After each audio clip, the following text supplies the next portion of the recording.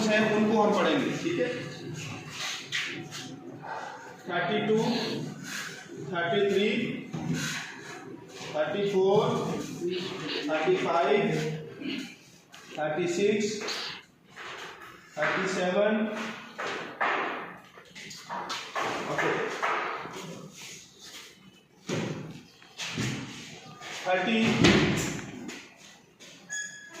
होते हुए आगे नाल शुरू कर लेगा 4 मिनट। 32 अभी इससे पहले हमने रोजमर्रा का जो बेसिकली जो काम है उसके मुताबिक हमने जो टूल बॉक्स के अंदर आपके आ सकते थे वो टूल्स हमने पढ़े। अब इलेक्ट्रिसिटी को चेक करने वाले टूल्स मैं आपको लिखवाऊंगा, ठीक है। इलेक्ट्रिसिटी मिसाल के तौर पे जैसे कि मल्टीमीटर, मैगरमीटर और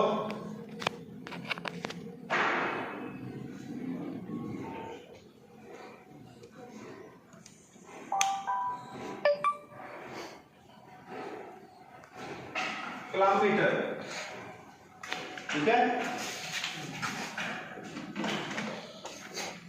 मल्टीमीटर, ये हमारा मल्टीमीटर है, ठीक है।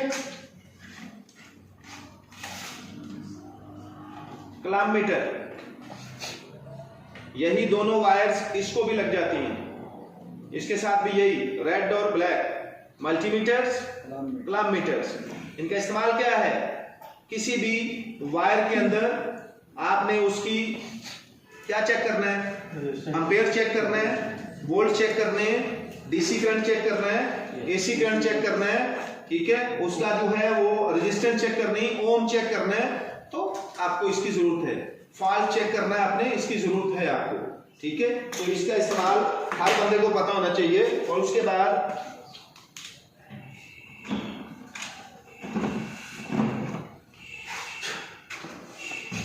मैगरमीटर, ठीक है। मैगरमीटर, इसका इस्तेमाल आप करते हैं जब अर्थ की वायरिंग बनाते हैं, अर्थिंग सिस्टम को चेक करने के लिए, और आप अपनी जो वायरिंग होती है घर की उसको चेक करने के लिए। ये ओल्ड विजन है इसका, ठीक है। क्या है ये ओल्ड विजन है। यहां से सेटिंग आप करते हैं, कितने पे आपने करना है, कितनी पावर वाला चेक कर रहे हैं, पावर किस। लेकिन अब ये जो मैगरमीटर है ये इलेक्ट्रिक में आ गया है, ये मैनुअल है लेकिन अब इलेक्ट्रिक में आ गया है। सेम इस तरह का आ गया है, ठीक है।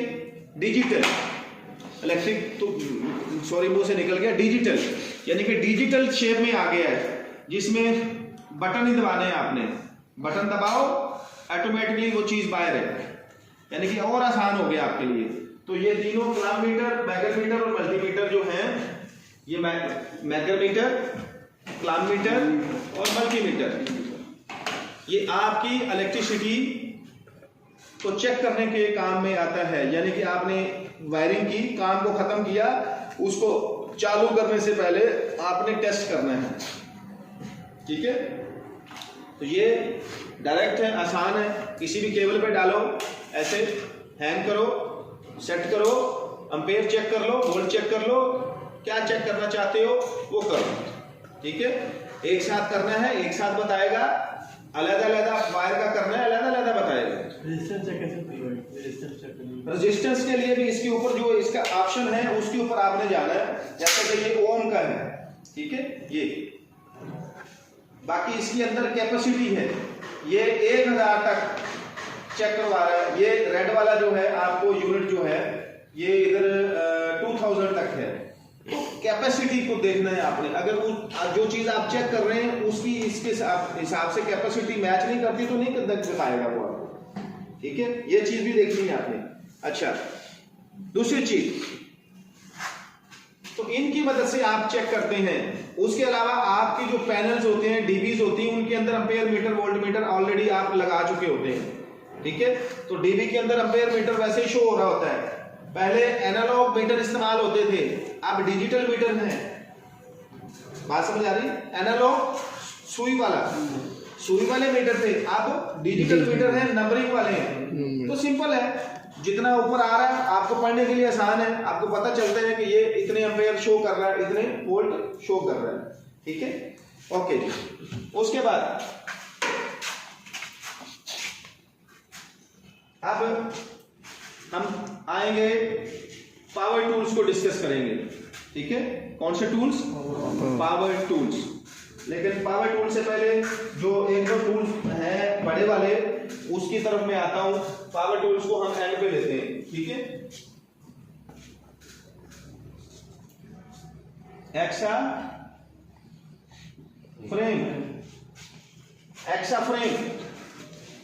फ्रेम ये चीज है, इस लोहा काटने वाली आरी को एक्सा फ्रेम कहते हैं। इस एक्सा फ्रेम की मदद से आप थ्रेडिंग रॉड कटिंग करते हैं, आप अपना जो चैनल है सपोर्ट के लिए चैनल लगाते हैं वो कट करते हैं। ये वाला चैनल, ये यूनिसेट चैनल, इसको कट करते हैं। ठीक है, और जीआई एंगल को कट करते हैं। कोई भी लोहे की चीज है उसको काटते हैं तो एक्सा फ्रेम की जरूरत आपको पड़ती है उसको कट करने के लिए। ओके हो गया। उसके बाद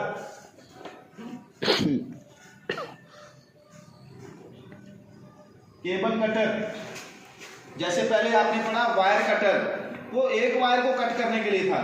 अब ये है केबल कटर, तो ये बड़े साइज का होता है, बड़े साइज का केबल कटर, जिसकी मदद से आप मोटी केबल को काट सकते हैं।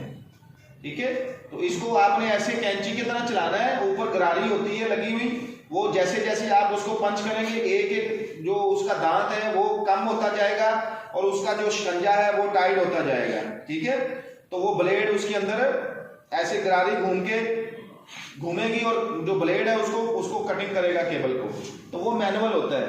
ठीक है, ये जो हाथ से आपने कटिंग करनी है केबल वो मैनुअल है, और जो बड़ी मोटी केबल्स होती हैं उनके लिए होता है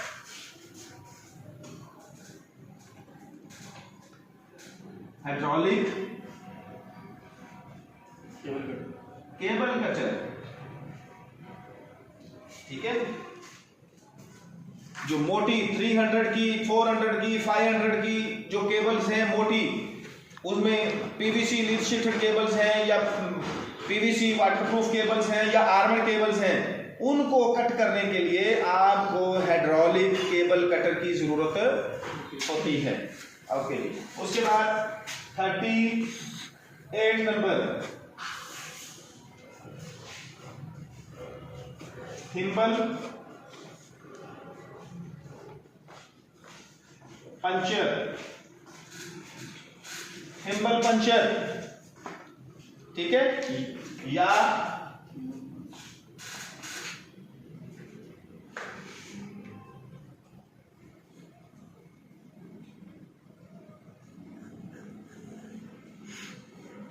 थिम्बल पंचर या क्रिम्पिंग टूल।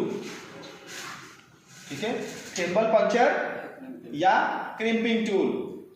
जब तक आप वायर के ऊपर थिम्बल लगा रहे हैं तब तक तो रहता है थिम्बल पंच या थिम्बल पंचर, यानी कि इस तरह का ब्लू है, येलो है, रेड है, ब्लैक है, इस तरह का जो पीवीसी का है, ठीक है, छोटे साइज का, उसको पंच करने के लिए जो आप इस तरह का थिम्बल पंचर इस्तेमाल करते हैं उसको कहते हैं thimble puncture.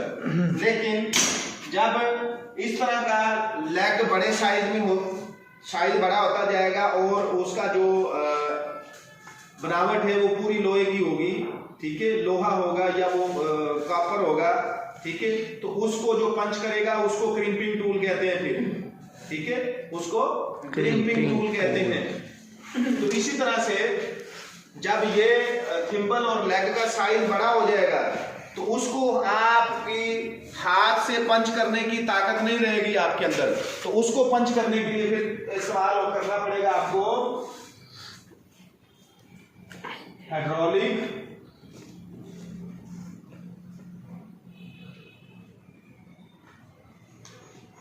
Crimping tool. Hydraulic crimping tool का इस्तेमाल करना पड़ेगा। अब कल वाले इंटरव्यू के अंदर cable cutter, hydraulic cable cutter, thimble puncture, crimping tool, hydraulic crimping tool, ये टूल 100% वो पूछेगा, 100%। कल वाले इंटरव्यू के अंदर ये आपका 36 नंबर, 37 नंबर, 38 और 39 इन टूल्स के नाम भी पूछेगा और इन टूल का इस्तेमाल भी पूछेगा। ठीक है, ये केबल को काटने के लिए केबल कटर, ये मैनुअल है। हाथ से काटने के लिए हाइड्रोलिक केबल कटर, जो आपने पंप करना है, हाइड्रोलिक पंप को पंप करना है, उसके प्रेशर में उस कटर को आगे भेजना है। उसकी शक्ल इस तरह की होती है। ये आपका मान लें हाइड्रोलिक पंप है, ठीक है, ये इसकी हथी है। यहाँ पे बंदा बैठ के इसको पंप मारेगा। ये पाइप निकला, ठीक है, होस पाइप, और ये यहाँ पे ऐसा कटर है, ठीक है। इधर ये फिक्स है कटर, ये ऐसे कटर ये फिक्स है और ये मूवेबल है। और यहाँ पे ये जो आपका पाइप है ये ऐसे लगेगा और ये जो कटर है आपका इसको पीछे से पुश करेगा प्रेशर, और ये आगे आगे आगे आगे बढ़ता रहेगा। ठीक है, आपकी केबल यहाँ पे है और ये आगे इसको आप पीछे से प्रेशर देंगे तो इसको ये काटेगा फिर प्रेशर से। तो इस तरह का ये आपका हाइड्रोलिक क्या होता है, कटर होता है। अब इसी को हाइड्रोलिक क्रिम्पिंग टूल कैसे बनाते हैं? इसका ये वाला पंप वो ही रहता है, इसकी आगे वाला ये जो कटर है ये कटर निकाल देते हैं और वो उसको क्रिम्पिंग करने वाला जो है, पंच करने वाला मुंह लगा देते हैं, तो वो क्रिम्पिंग टूल बन जाता है, हाइड्रोलिक क्रिम्पिंग टूल। ठीक है, याद रहेगा? नहीं तो इसको आप नेट के ऊपर सर्च करेंगे, नेट के ऊपर सर्च करके भी देखेंगे इसको। ठीक है, हाइड्रोलिक क्रिम्पिंग टूल को, हाइड्रोलिक केबल कटर को, इसको नेट के ऊपर भी आप सर्च करेंगे। ओके, तो कितने हो गए आपके टूल्स? 39। ओके, 40 नंबर जो आपका टूल है। अब हम आते हैं किसकी तरफ? पावर टूल्स की तरफ। ठीक है, लेकिन वो अभी एक आपका रह गया, bender, PVC conduit pipe bender. ठीक है, तो पीवीसी कंड्यूट पाइप बेंडर ये है आपका। इसका साइज 32 mm है, इसका साइज 25 mm है, और एक होता है 20 mm का, 20 mm, 25 mm, 32 mm। ये 3 साइज के बेंडर होते हैं। कितने साइज के होते हैं? 3 साइज के, 20 mm, 25 mm, 32 mm। ये 3 साइज के बेंडर होते हैं, 3 साइज के पाइपों को बेंड करने के लिए। अगर बड़े साइज का पाइप बेंड करना है आपने तो उसका तरीकाकार अलग है। वो क्या तरीकाकार है? पाइप के अंदर आप रमल डालेंगे, मट्टी डालेंगे, रेत डालेंगे पाइप के अंदर। आगे से मुंह को बंद करेंगे। मुंह को बंद करने के बाद आप टूल लेंगे,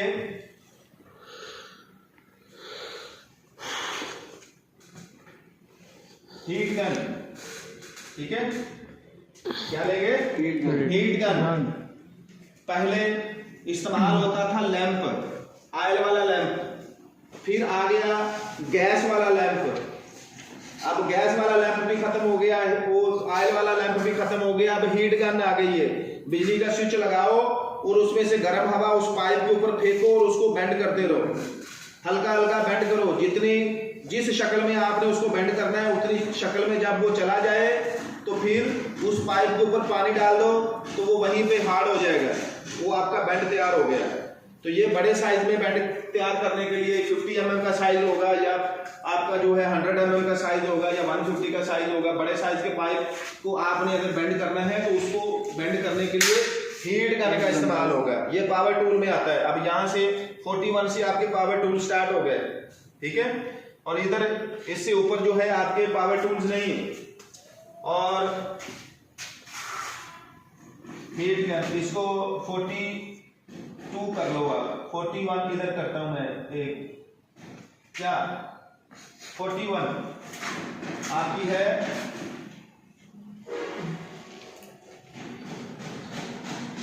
wire pulling spring, wire spring, जिसको आप स्टील वायर कहते हैं, ये वाली वायर पुलिंग स्प्रिंग, इसको आप स्टील वायर भी कहते हैं। ये है वायर पुलिंग स्प्रिंग। इसकी मदद से आप क्या करते हैं, पाइपों के अंदर वायरों को डालते हैं, वायर पुल करते हैं। जैसा कि मैंने उधर नाम लिखा है, wire pulling spring, wire pulling spring. तो कंड्यूट पाइपों के अंदर वायर को डालने के लिए वायर पुलिंग स्प्रिंग का इस्तेमाल किया जाता है। ठीक है, याद रहेगा।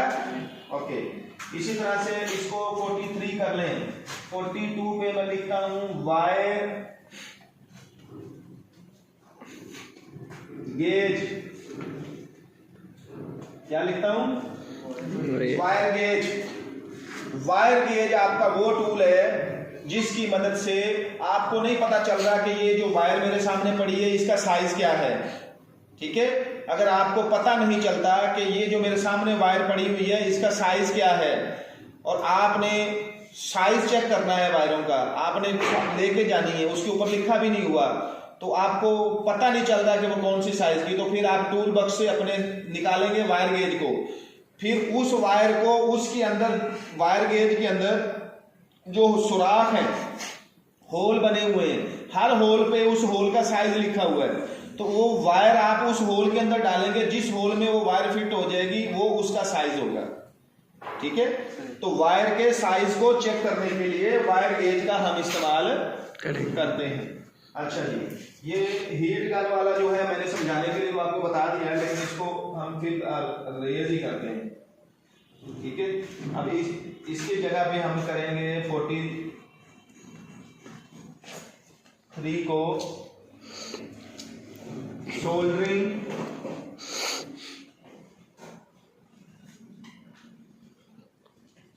गन, जिसको हम काविया बोलते हैं। क्या बोलते हैं, काविया, सोल्डरिंग गन। तो ये आपका इलेक्ट्रिकल का वो औजार है, वो टूल्स है जिसको आप इस्तेमाल करते हैं इलेक्ट्रॉनिक्स का कोई भी टांका वगैरह लगाने के लिए, या फिर दो वायरों को आपस में ज्वाइन करने के लिए, जोड़ लगाने के लिए। जैसे ही आपने वायरों को जोड़ना है, केबल को जोड़ना है, तो फिर सोल्डरिंग गन की मदद से उसकी वायरों को ऊपर से आपने मेल्ट करना है, ताकि वो जोड़ खुले नहीं, वो जोड़ हिले नहीं, उसमें मूवमेंट खत्म हो जाए। अगर जोड़ के अंदर मूवमेंट होगी तो वो स्पार्क करेगा, स्पार्किंग होगी तो आग लगेगी, आग लगेगी तो हर चीज जलेगी। ठीक है, तो उस स्पार्किंग को, उस मूवमेंट को खत्म करने के लिए सोल्डरिंग गन की मदद से आपने उस जॉइंट को ऊपर से सोल्डरिंग करना है। और कल वाले इंटरव्यू के अंदर सोल्डरिंग गन का इस्तेमाल लाजम पूछा जाएगा, और कैसे सोल्डरिंग करना है वो भी। ठीक है, एक पेस्ट होता है डब्बी के अंदर, वो पेस्ट लगाना होता है वायर को, और सोल्डरिंग गन को ऐसे पेस्ट में लगाते हैं गम के अंदर, और सिल्वर की वायर होती है, वो वायर रखनी है उसके ऊपर, और सोल्डरिंग गन को पीछे स्विच लगा के, तो वो वायर के साथ उसको मेल्ट करके उस जोड़ को कंप्लीट करना है। अंडरस्टैंड। वो काविया, दुकानों पे टेप टीवी सही करने वाली दुकानों पे आपने देखा हुआ है, वो टांके लगाने के लिए रखा होता है उन्होंने, वो ही काविया। ठीक है, तो वो भी कल पूछेंगे, अभी मैं लेने के लिए जा रहा हूँ सामान। ठीक है, ओके, तो 43 तक हो गया आपका सोल्डरिंग काविया, यानी कि सोल्डरिंग गन काविया तक हो गया आपके कितने, 43। रेस कर दूं, लिख लिया ना।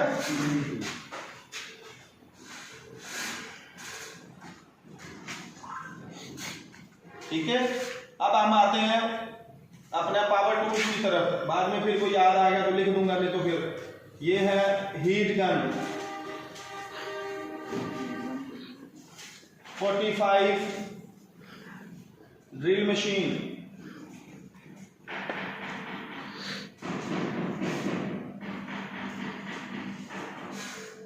46,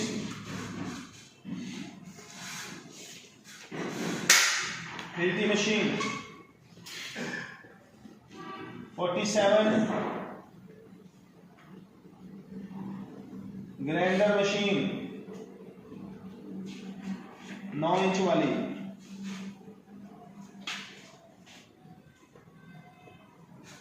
48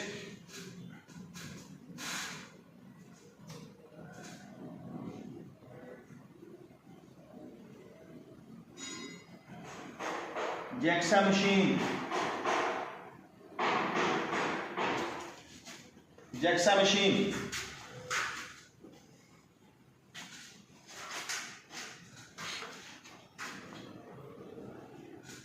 49 स्क्रू टाइटर मशीन,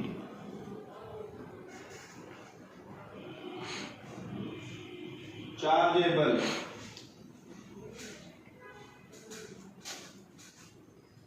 ओके। तो ये है आपकी ड्रिल मशीन। ड्रिल मशीन किसी भी एंगल में, किसी भी लोहे की प्लेट में, लकड़ी में सुराख करने के लिए ड्रिल मशीन की जरूरत है। ये है आपकी हिल्टी मशीन। हिल्टी मशीन की मदद से आप कंक्रीट वाली जगह पे होल करके अपनी सपोर्ट लगाते हैं, यूनिफिक्स लगाते हैं।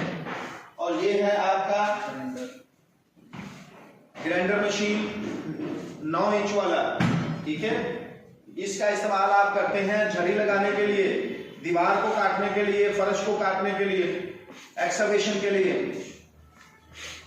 ये है आपका जैक्सा मशीन। ये जैक्सा मशीन है आपका। ये नीचे ब्लेड लगा हुआ है, ये वायर है इसकी, और इस तरह से इसको कोई भी चीज आपने काटनी है, ठीक है, लकड़ी की प्लाई काटनी है, या आपने वो जस्ती चादर लोहे की जो है पेटी वाली चादर GI की शीट है वो कटिंग करनी है, तो उसके लिए आप करते हैं। लेकिन इलेक्ट्रिशियन इसका इस्तेमाल करता है केबल ट्रे को कट करने के लिए, केबल ट्रे को, केबल ट्रंकी को। जब केबल ट्रंकी और केबल ट्रे को कट करके वो 45 डिग्री बनाता है, 90 की डिग्री बनाता है, 90 डिग्री एल्बो बनाता है, टी बनाता है, ठीक है, उसके साथ ऑफसेट बनाता है, तो उसको कट करने के लिए जैक्सा मशीन का इस्तेमाल होता है। और ये है स्क्रू टाइटर मशीन। क्या है? स्क्रू टाइटर मशीन है, चार्जेबल। ये इसकी बैटरी है। एक बैटरी लगा के आप काम करते रहते हैं और दूसरी बैटरी आपकी जो है चार्जर के अंदर चार्ज होती रहती है, ठीक है। इसको कहते हैं चार्जेबल स्क्रू टाइटर मशीन, ठीक है। ये स्क्रू को लगाने और खोलने के इस्तेमाल में आती है। तो ये ज्यादातर इस्तेमाल होता है सीलिंग वाली जगह पे, ओके। तो जैक्सा मशीन, और ये सारा आप पता चल गया। हीट गन का इस्तेमाल मैंने आपको पहले बताया, ठीक है। 50 number air blower. Air blower, air blower का इस्तेमाल आप लोग करते हैं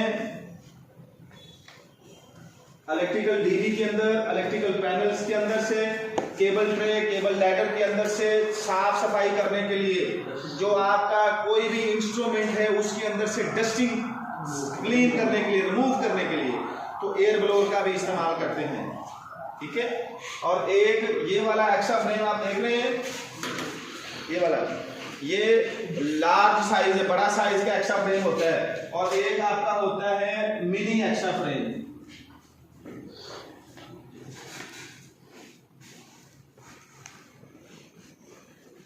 एक मिनी एक्स्ट्रा फ्रेम होता है, छोटा, इतना सा होता है, हाथ जितना। तो वो उस एक्स्ट्रा फ्रेम का काम और ये जैक्सा मशीन का काम आप केबल ट्रंक और केबल ट्रे की फैब्रिकेशन के लिए करते हैं, ठीक है। उसके लिए आप करते हैं, ओके हो गया। 52 ड्रिल चक नट। ये भी एक टूल है, ड्रिल चक नट। इसका इस्तेमाल आप करते हैं अगर आपके पास ड्रिल मशीन नहीं है, आपको ड्रिल मशीन की जरूरत है, और आपके पास हिल्टी मशीन मौजूद है, ड्रिल मशीन मौजूद नहीं है, काम आपने ड्रिल मशीन का करना है, ड्रिल मशीन का बिट लगाना है, तो फिर आप क्या करेंगे, टूल बॉक्स से ड्रिल चक निकालेंगे, उसको इसके आगे फिट करेंगे और उसमें ड्रिल का बिट लगाएंगे और अपना ड्रिल का काम करेंगे। अंडरस्टैंड? ओके, इनको नोट करें, नोट करने के बाद इनको सबको एक दफा डिस्कस करें।